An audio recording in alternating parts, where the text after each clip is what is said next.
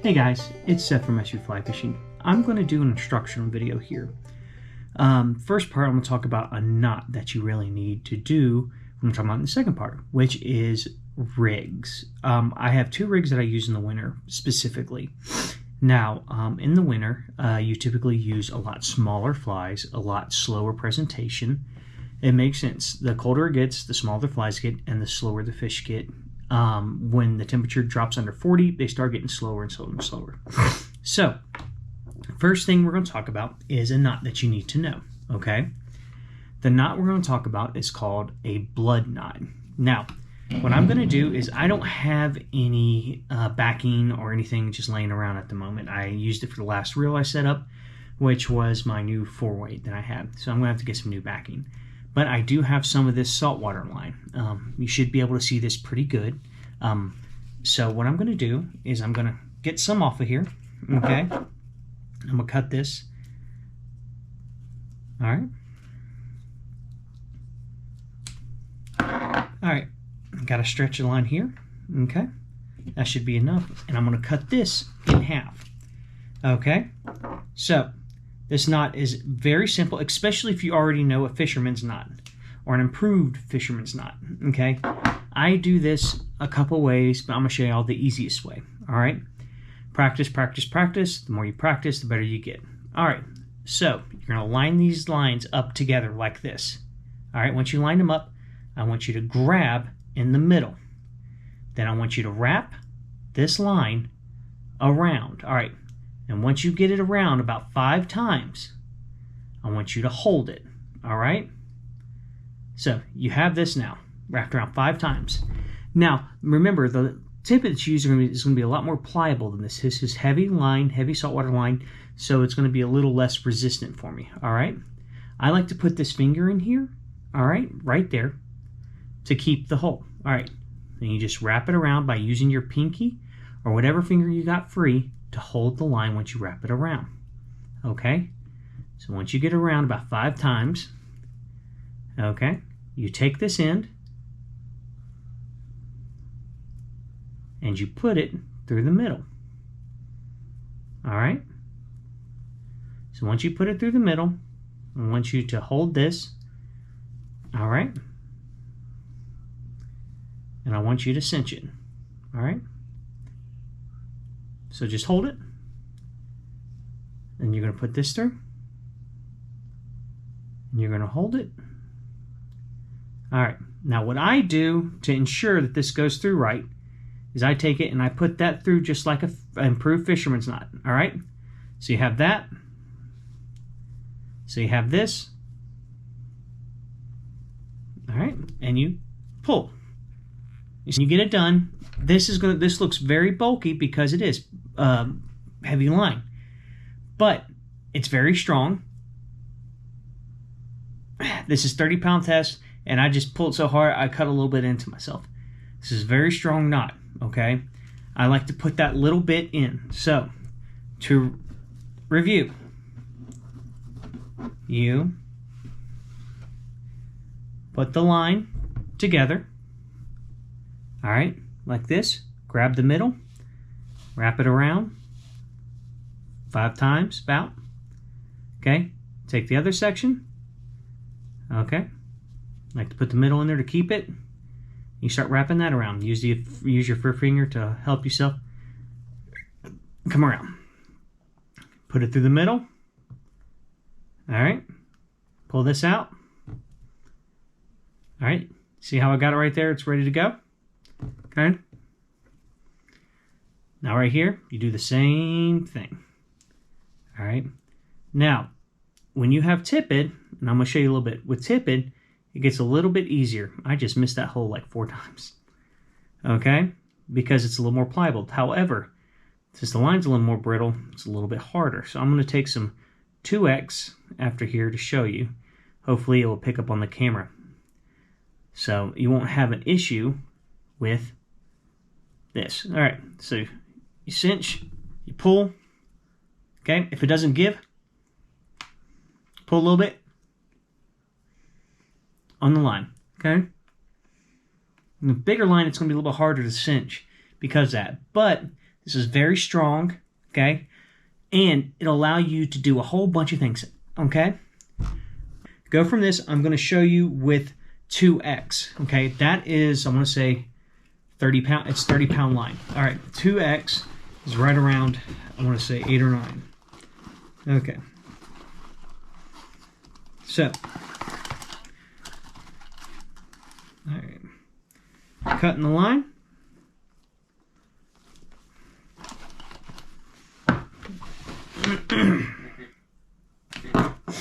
All right. See how I got it? Now, cut that. So what we're going to do is like we did with the big line, okay? We are going to line up the line, okay? Line up the line, all right? And you're going to grab it in the middle. All right, now we're going to spin this around 5 times, okay? 5 times. And sometimes I don't want to work with you. That's okay. All right. Now, come here, and you spin this around 5 times.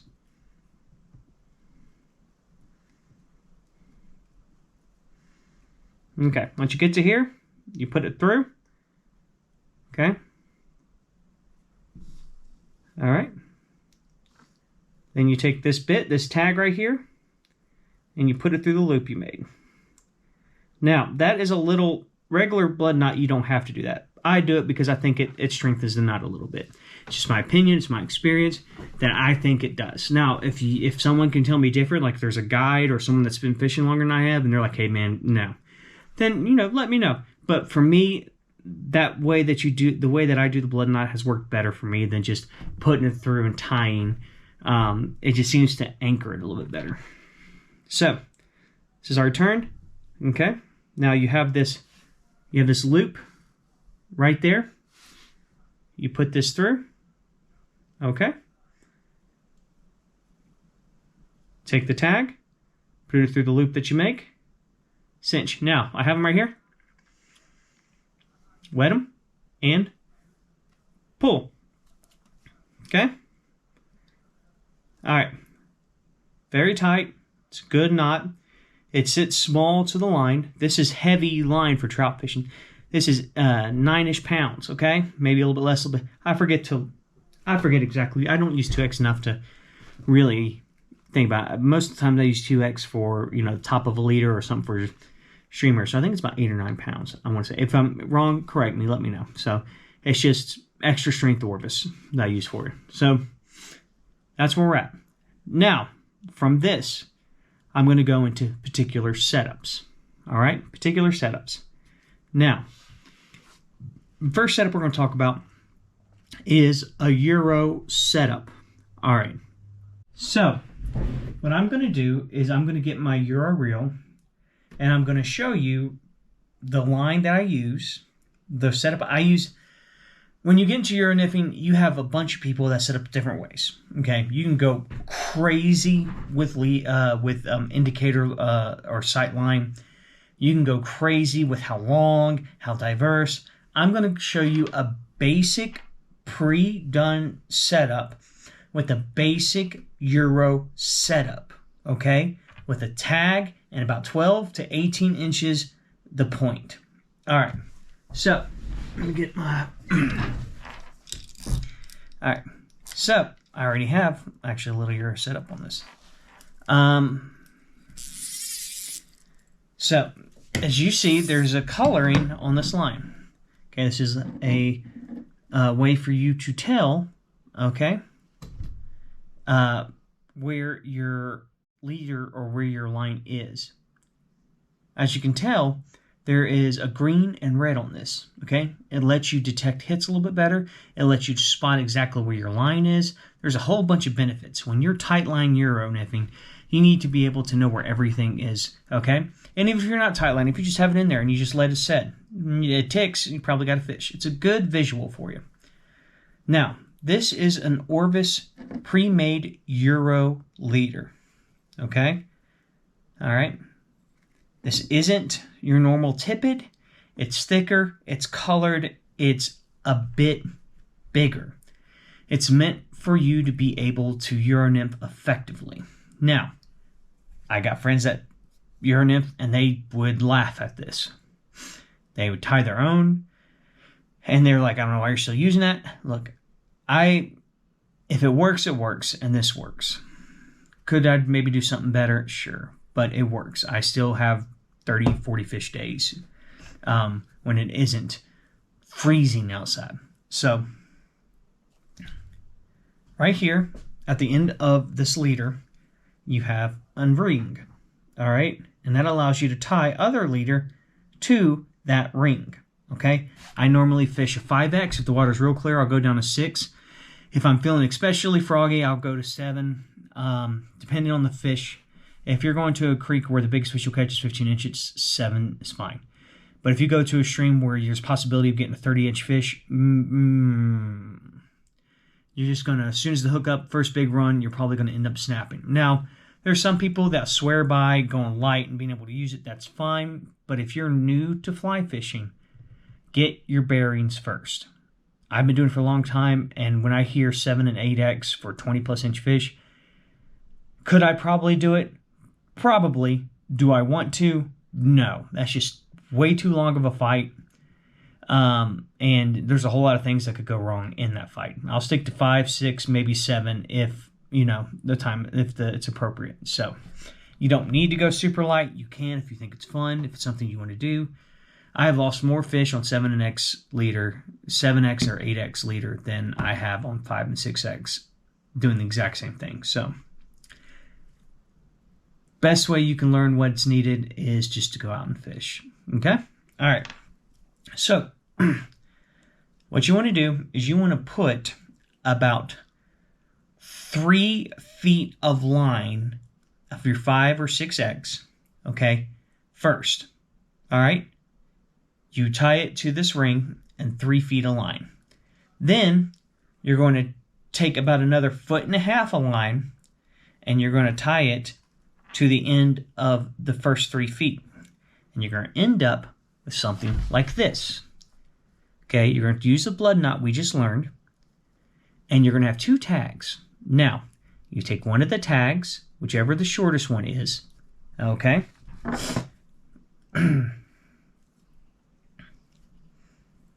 you cut it, okay? Try not to cut the line or weaken the knot by nicking it, all right? Doesn't have to be all the way, but it needs to be there kind of, okay? Needs to be pretty close. Now, this extra bit here, your tag, all right? Right here, you're going to tie a fly. Typically, when you're first starting out, tie a smaller fly here, okay? You want your point fly to be pretty heavy, all right? It's going to help you keep good contact with the line. And this is going to be your little bit smaller. When I'm up here, I typically like to throw some kind of midge pattern, or if I'm fishing a real heavy or a pretty heavy tungsten point fly, I'll put some sort of egg. So let's go ahead and just do a normal heavy setup. Okay, so I'm going to do an egg for my tag. So I just use a regular improved fisherman's knot. That's all I use for mine. I just use a regular improved fisherman's knot. That's all I use for mine. Okay? If you don't know an improved fisherman's knot, it's a blood knot, but here. So twist it 5 or 6 times. You take the tag that you made, put it in the hole right here. Okay? Now, once you got it in the hole, straighten out the knot. Take this, take the tag. I don't know why I made it so small. I need light. Thank you. All right. And you pull it through the top hole you make, and you cinch. Trim the tag down. Okay? All right. That's your tag fly. Okay? Now, at the bottom, we're going to do a bigger fly.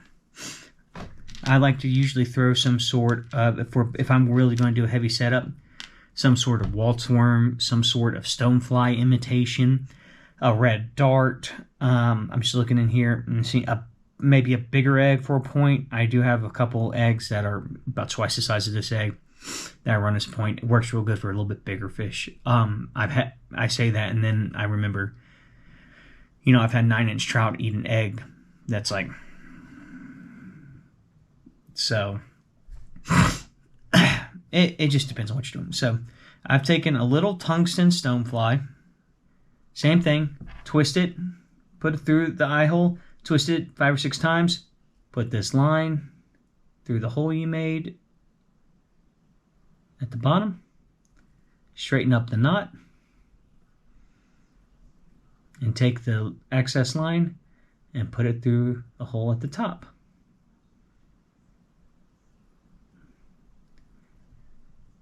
All right, and then you pull taut. And with these knots too, you probably want, if you're fishing with 5, 6X, you probably want to put them in your mouth a little bit and get them moist. Okay, the more moist it is, the less likely it is that you're going to damage the line when you cinch it. Okay, so this is what a normal setup is going to be like. Okay, you're going to have this thing up above between a foot and 18 inches, what I'd probably put it. I usually like to go a little bit closer to a foot just because I like better contact. It hasn't really made a difference in my opinion. Those that Euro nymph all the time, you probably can tell me something different. But in all honesty, and then you have the tag up here and you have the heavy fly at the bottom. And what this is going to do is, if you're doing it right, is going to drag real close or right on the bottom, and you're going to feel little ticks. So you're going to feel little ticks, and when something eats it, you're going to feel a pop. Or it might be a cold day and the bites are really, really soft. So it's going, and then it just stops. Hookups are free. That has turned into a corny thing to say. Hookups are free. Hookups are free. Well, they are. They are free. I would suggest that anytime you see your line doing anything besides flowing with the current, hook up. Okay? Hookups are free. Now, we are going to go with the other rig that I use. And it's very similar. In fact, it's the exact same thing. The only thing I do different is above the line. All right.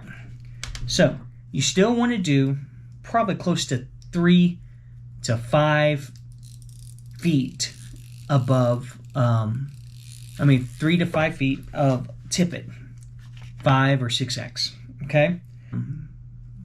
You're going to tie that 5X to about 2 to 0X, and it's going to be about 2 to 3 foot at the top, okay? Of 0 to 2X, whichever one. All right, I use 2X. It's because I don't have any 0X, and I use 2X. All right, so you have 2X, about 2 to 3 foot. You are going to blood knot. Okay, you are going to blood knot the 2 to 3 foot to the 3 to 5 foot blood knot. Okay, you're going to cinch it. Once you get that cinched,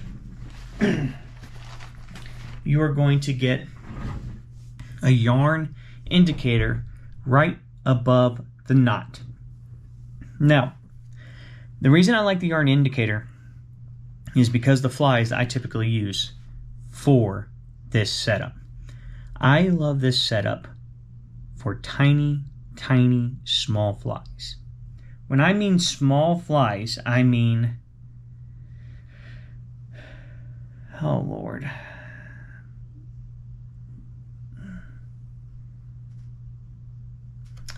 that is a size 26 midge emerger imitation. And what I usually put underneath it is something like this. This is a, come here. This is a size 22 zebra midge with a tungsten head. So, I have about 3 to 5 feet of 5 or 6X, okay? 5X is a little bit heavy for this, but it depends on the fish you're fishing for. There's a lot of things you go in there. You can go 6X, and it makes, when you have 6X lighter, a little bit thinner line, thinner diameter, it allows the flies to go deeper in the column. It cuts through a little better. There's a little less resistance when it's dropping. So, what I tend to do, whenever I have small flies like that, you have the 3 feet, okay, where they're going to look a lot like this, okay? Point, tag, and you got 3 feet up to the heavy line, which is about 2 to 3 feet, okay? I'm going to put a small 0.2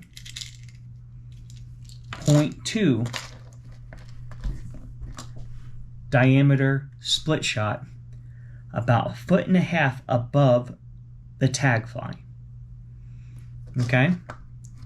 And the thing is what it does, it just helps it get down a little bit faster, because when you're using real light nymphs like that, it takes a little bit for them to sink.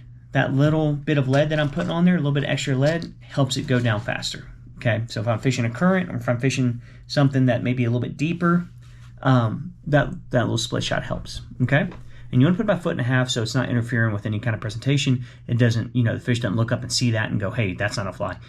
It just put it up far enough to where the fish won't be like, hey, what's that?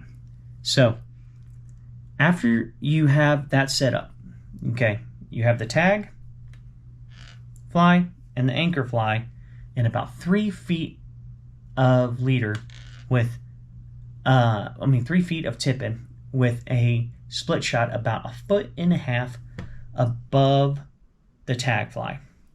You're going to use a yarn or New Zealand indicator.